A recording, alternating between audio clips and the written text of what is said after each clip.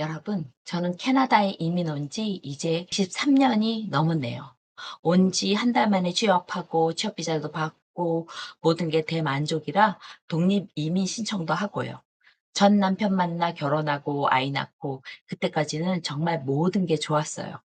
스트레스도 없었고 만족도도 정말 높았습니다.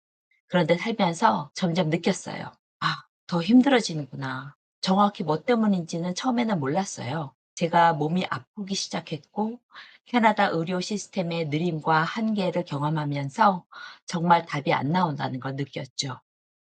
하지만 최근에서야 저는 정확히 알게 됐어요.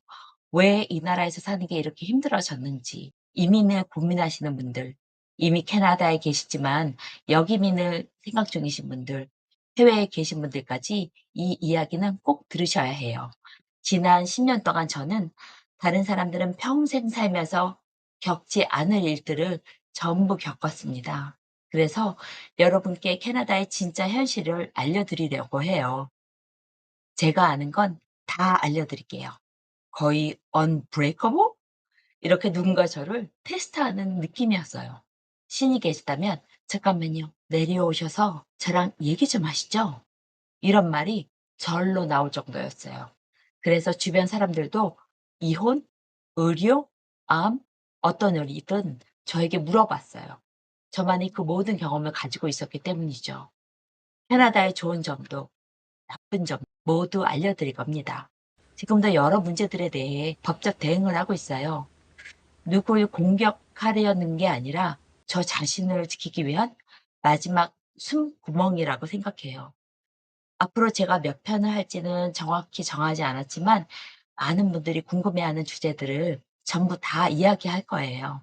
의료, 집, 교육, 취업, 행정, 교통, 비용, 그리고 오늘 첫 번째로 말씀드리고 싶은 현실은 바로 주차비입니다.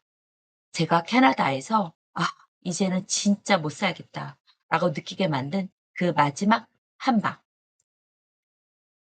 이번에 한국을 다녀오고 9 월에 캐나다로 돌아왔는데 그 짧은 시간에 길거리가 전부 유료로 바뀌어 있었어요. 유료가 될 거라는 얘기는 들었죠. 하지만 저는 설마 모든 길거리, 모든 블록이 동시에 유료가 될 줄은 상상도 못 했어요. 그래서 병원 갈 일이 있어서 급하게 스트릿 파킹을 찾았지만 자리가 없어서 공영 주차장에 넣었는데 1 시간에 거의 10 불을 내라고 하더라고요. 닥터 만나러 1 시간 갔다 오는 건데 꿀? 정말 황당했죠. 이건 불편함의 문제가 아니라 생활비가 새로 생긴 거예요. 사실상 새로운 세금이에요. 그전에는 보통 상가나 아니면 공원 앞 이런 데들 사람이 많이 가는 곳은 1 시간에서 2 시간 정도 무료로 주차하는 곳들이 있었고요. 물론 주택가 같은 경우는 그런 사인이 없어도 다 무료였어요. 그런데 지금은 골목, 블록, 공원 앞, 상가 전부 유료예요. 1 시간에 3 불, 공용 주차장은 8 불에서 10 불, 하루면 22 불에서 24 불. 이건 단순한 변화가 아니에요. 캐나다 생활비 구조의 붕괴입니다. 이미 렌트비, 집값, 세금, 물가 때문에 버거웠던 나라에 주차비가 마지막으로 한 방을 때린 거예요. 그래서 저는 결론을 내렸어요.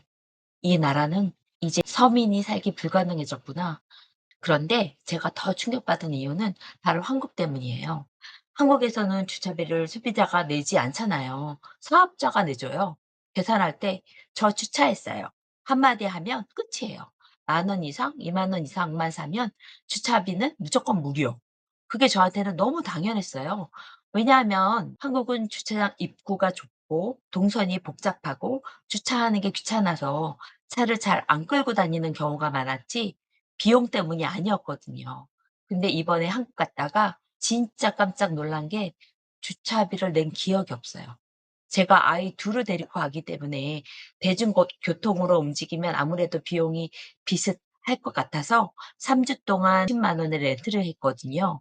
일산, 용산, 뭐 국립중앙박물관, 야외 관광지, 쇼핑센터, 음식점 정말 어디를 가도 주차비를 낸 적이 없어요. 완전히 자동화가 다 되어 있거든요. 들어갈 때 버튼도 없어요. 차로 쑥 들어가면 번호판 자동 인식, 쇼핑하고 계산할 때 차량 번호 뒷자리만 말하면 직원이 바로 시스템에 입력해요. 그래서 나갈 때 차단막이 안 내려와요. 그러니까 아예 기본값이 개방이에요. 돈을 안 내려고 할 때만 차단막이 쓱 하고 내려오더라고요. 그러니까 그냥 들어가고 나오고 편하고 빠르면서도 무료. 혹시 한국 방문 예정인 3인 이상의 그룹이라면 차 임대도 고려해 보시라고 권해 드리고 싶어요. 4-5 인이시라면 차량 임대가 훨씬 저렴하게 나올 거예요. 하지만 캐나다는 오히려 어디를 가도 제가 사는 노스 밴쿠버까지 유료이니 이제 정말 모든 것이 유료 주차랍니다. 한국에 사시는 분은 믿지 않으시겠지만 캐나다는 그 어떤 사업자도 주차비를 내주지 않아요. 그러니까 꼭 움직이시기 전에 주차장과 비용 먼저 보시고 이동하세요. 다음 에피소드는 의료를 할까 생각 중이에요. 여러분도 잘 아시죠? 캐나다 의료는 무료다. 그리고 느리다. 이 정도로만 알고 계시지만 시스템은 그 이상이에요. 겪은 사람만 아는 그 현실. 그래서 다음 주에는 의료편으로 돌아오겠습니다. 하지만 혹시 이 주제 먼저 다뤄주세요. 이런 게 있으시면 댓글로 꼭 알려주세요.